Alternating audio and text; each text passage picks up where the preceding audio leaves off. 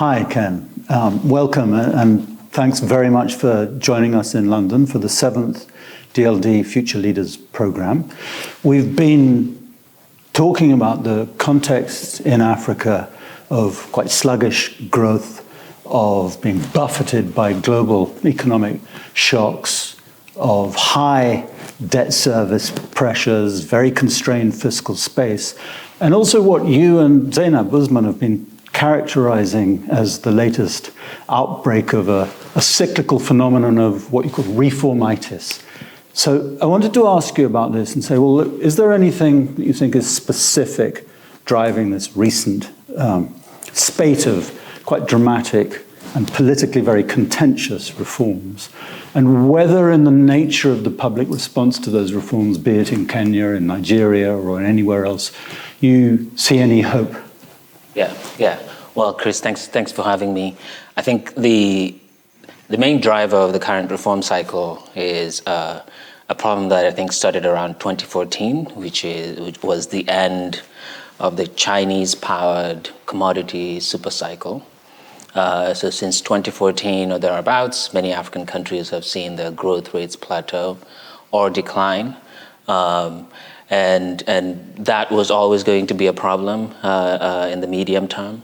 But then COVID was the shock that reminded everyone of the impending crisis, right? So COVID exposed debt distress, which had been accumulating because of the slowing growth rates. And that then meant that African countries needed to adjust at some point. So the current crisis, I would say began in 2014. COVID accelerated that crisis and the resulting, increase in interest rates in the West, conflicts that have had inflationary pressures on African economies, exchange rate fluctuations, and all that precipitated the need for adjustment.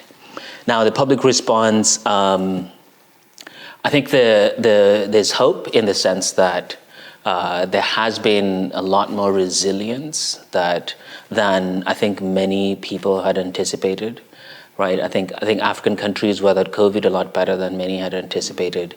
And in the same vein, I think the response to the current fiscal crisis has been measured in many respects. The hope here is that we're not going to have the 80s again. Right, because the big fear was that the debt distress would precipitate an 80s-style crisis throughout the region, but we're not going to see that. I think public administration and economic policy making in Africa has matured a lot more than was the case in the 80s. That said, I think African countries still have this perennial problem of lacking homegrown solutions to the crisis they face. And so if you look at the reform efforts in Nigeria and Kenya as prominent examples, there's still a lot of the same reliance on foreign expertise, which perhaps may not be attuned to local realities. I think Nigeria could have done a better job, for example, in sequencing the reform efforts, paying more attention to impacts on household spending power. The devaluation of the naira could have been managed better, especially in a context where the government was also trying to cut subsidies. Doing those together was both economically and politically not wise, in my view, right? The government has hemorrhaged political legitimacy, while at the same time basically tanking household spending power. In Kenya, similarly, I think the tax measures have been erratic, to put it mildly, over the last 2 years, which have had negative impacts on potential for growth in the country. So everyone could have done better, but overall, I think the countries are proving to be a lot more resilient, perhaps, than most. So there's a bit more resilience in the economies. There's greater state capacity.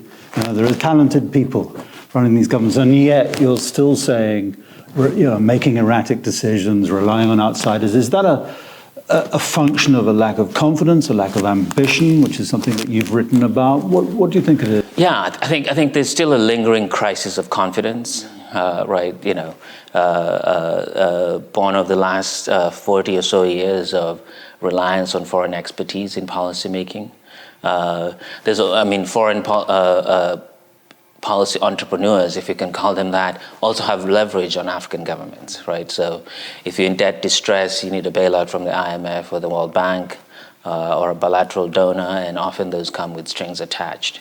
So there's both, an ideational level incentive to outsource policymaking, but also the real need to accept conditionality in order to get a bailout. But overall, right, there is an ambition gap, I would say, among African elites, mostly because, they haven't been able to dominate their societies in order to direct traffic, as it were, in their own societies, right? They remain largely illegitimate from the public view. Because most of their legitimation strategies are outward facing. Yeah, they're very externally oriented. And that then means that ideologically, even socially, right, they're not able to convince their publics that, for example, in Nigeria, right, let's make a sacrifice today so that the next generation can have a better time or experience. They also have very weak states, right? African states are very weak, which means that even if elites wanted to force people to get things done, they just don't have the coercive capacity to get anything done. It's very interesting you say that. I mean, I think two further follow-up questions I would have about that. I mean, one is, we know there's no such thing as Africa in a sense. It's hugely varied. So whether you see, and whether some African countries are looking to other countries on the continent where actually it's been a bit different, where there has been a little bit more ambition. And I mean, I have one example to bring to mind, possibly up and at least for a certain period in Ethiopia. I know some other African countries were observing with great interest, or even Rwanda. So that's one way of putting the question. And the other is to say, well, look, what do you think not only has been done, but can be done realistically to begin to address that issue? Yeah, so there's definitely variation across the continent. Malawi and Rwanda look very different at the elite level. And Ethiopia, I think for a long time under Meles, was a shining example of an ambitious elite class under the leadership of Meles. And so, I think looking at the continent right now, Benin, the leadership in Benin has quite a bit of ambition. The Ivorian elites are doing pretty well. If only we can convince Ouattara not to run again. Senegal, right? There's some shoots of domestically driven ambition, and so I think that if you look at the continent, there is variation. Some, like Kenya, are coasting on the legacies of previous ambitious leaders, right? So I think Kenya had a very ambitious elite class in the 60s and 70s. And then briefly under President Kibaki, there was a sense that, the country could be run better. And the elite class invested in trying to turn the ship around. And so there are histories of ambition that I think the region can draw on. Even though, at the current moment, right, overall, I would argue the levels of ambition are much lower than they were in the 70s. So if I could periodize this, I would say that at least in the post-independence era, the peak ambitious era was the 70s, right? And you saw this in both good and bad ways, right? So there were definitely ambitious leaders who had bad ideas, right? Some of the nationalizations were overblown. Nyerere himself is on record as saying that perhaps they went too far with, say, nationalizations. But, at the time you saw a leadership class across the region that was willing to try new things, that actually were trying to transform their societies, that had policy autonomy and were proud of what they were doing, as opposed to the current crop of leadership that are just muddling through the best they can. But do you think it's just about ideas and ambition, or there's this amorphous phrase people always react with, which is, there's a lack of political will? And we both know, actually, you have to get under the bonnet of political will and think about mapping the vested interests. And do you see that shifting? So you talked about a period in Kenya where it looked like there might be a bit of a return or a revival to some ambition, and that elites were investing in that. But did that fizzle out, and was that because of this balance of interests, or did something else undermine that? Yeah. So, I definitely share your view that political will is often a cop-out, people who are not doing the good political economy analysis, because, we should always look at the incentives and, how incentives shape behavior. And so, I think the main challenge, right, is that there isn't enough intrinsic motivation among African elites to be more ambitious because of these structural issues that I've highlighted, right? They don't have hegemony over their societies, they run weak states, they live at a time when there's a strong legacy of outsourcing ambition and policy to outsiders. And then, they also have very limited opportunities to make real money, even if they want to, right, because of their position in the global economic periphery, right? So structurally, they're constrained. But, what can be done? I think a starting point would be to empathize with them a little bit. I know, that may be an incendiary idea to ask us to empathize with African leaders, but I think we should empathize with them and see what constraints they face, right? Because I think there's often this danger of viewing elites in the region as uniquely corrupt or uniquely inept, right? Which is not true, right? Elites everywhere, get away with what they can, and African elites are not that special in that regard. And so a bit of empathy would allow us to then begin an open discussion about the challenges they face and how a possible way forward would be to start by solving their own problems, right? Helping them be able to make more money more openly, keep more of that money on the continent so that it's reinvested in African countries instead of being hidden abroad, and thereby, having the elite class be the engine of growth that the region needs. So do you think, so there's something that we have to mention, which is the global context. And although for some years now we've had growing geopolitical tensions, we've now got a kind of weird acceleration with what's been going on in the USA and the apparent demise of USAID, and in other donor countries, a kind of shifting attitude towards aid. And I'm wondering both how you see the future of aid and whether this, what appears at first sight to be a really, really difficult, constraining phenomenon, actually might be quite a good thing. It might encourage people to, in your words, to start solving their own problems because they don't quite have the same opportunity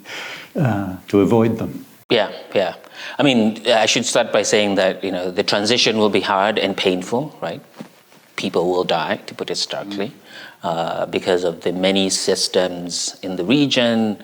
If you think of the logistics of delivering medicines, the research and disease surveillance that happens under aid funding, all of that will suffer in the interim, right? But as you're saying, I think there's a real opportunity here for African countries to take ownership of these systems. And go back to the old idea that aid was supposed to be transitory, right? We need to see a lot more of development funding not being funneled through NGO or direct implementation by donors, but through public health systems, right? I think this is a great opportunity for African countries to de-NGOize most of the development assistance they get, and two, to take policy ownership, so that they can direct traffic, set the agenda, and make sure that aid comes in to serve their agenda, as opposed to aid being this morass of, often competing objectives within African countries. Competing and changing their fashions one year to the next. And very faddist, without any direction, because that is what has caused, what seems to be a lot of running around without much progress in the region. So the current geopolitical scenario doesn't overly scare you? Not really. Maybe I'm too optimistic here, right? So it is scary in the sense that there are a lot of unknowns, right? Because one, things could get out of hand, and we could go back to a time when, trade barriers are everywhere, with very little opportunity for trade and investment, which obviously low-income countries need. There's, a non-zero chance of actual conflict, right? So, it is a risky time, but at the same time, I think it's the sort of shock that the region perhaps needs. I think part of the reason why I'm optimistic that it could catalyze change is that it's not just one shock with regard to, say, the behavior of the American government or, declining aid from Europe, right? It's also coming on the back of the COVID shock, the climate crisis, Africa's demographic trends, right? African populations' impatience, right, with their governments. Right, and a general global sense that something needs to be done differently, right? So I think the cumulative effect of all these sort of trends might be what we need to sort of push everyone over the edge in the direction of reform. So let's finish by bringing it full circle to those reforms, and particularly back to Kenya. Through this thing that you just mentioned now, which is demographic change, there is a different sort of generational accent to politics on the continent, and we began to see that, I think, in some of the protests in Kenya. And it's easy from outside, from a distance, to see that as chaotic, as disorganized. But do you see, structured holding to account of governments based on that generational shift? I mean, the structure that's evident as of now is one of just the sheer capacity for coordination among these young people, right? Most of it is aided by technology, of course, but also, they have a language, as you're saying, an accent to their political mobilization. And it's also, I think the encouraging thing for me, at least, is that it's a very reality-based political mobilization, focusing on material outcomes. Which I think is a good correction to political development in the region over the last 30 years, which often, spoke the language of good governance and human rights, great things, right, democracy, all good things, but never really paid attention to, the price of maize meal, the price of, milk, and these things that young people care about. And so I see hope in the sense that the young people, when they're on TikTok, they see what young people elsewhere in the world are doing. They're asking themselves, why can't we have the same opportunities in the region? And to the extent in which they're able to mobilize around material outcomes, I think they'll help push the processes of political development and democratization in the region to maturity, so that African democracies begin to deliver on the material side. And because the danger here, right, I think sometimes when I insist on economic development as a core priority, right, some democracy promoters don't see this as a de-emphasis on democracy. But, the point here is that if democracy doesn't deliver, right, people will look for alternatives to democracy.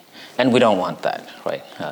And we shouldn't imagine that the history of political development will be unidirectional, right? History is full of middle classes that supported autocracy if it meant material security for them. And Africa is no different, right? African middle classes will support autocracy if they need to. So our job should be to make sure they never need to, support autocracy or return to autocracy in the region.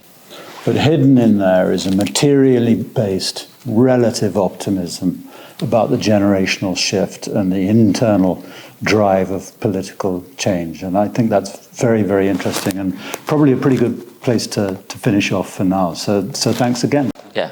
Thank you very much. Thanks for a great conversation.